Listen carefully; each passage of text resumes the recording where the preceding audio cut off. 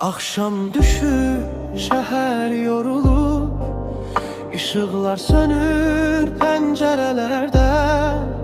Senin yokluğun hiss olunur küçelerin sessizliğinde. Bir vaxtlar birlikte geçtiğimiz o tanış yollar belə değişir. Adını demesem de içimde bu ürek seni gizletmeyir. Sensiz kalan bu şehirde nefes almak belə çetindir. Hamı yoluna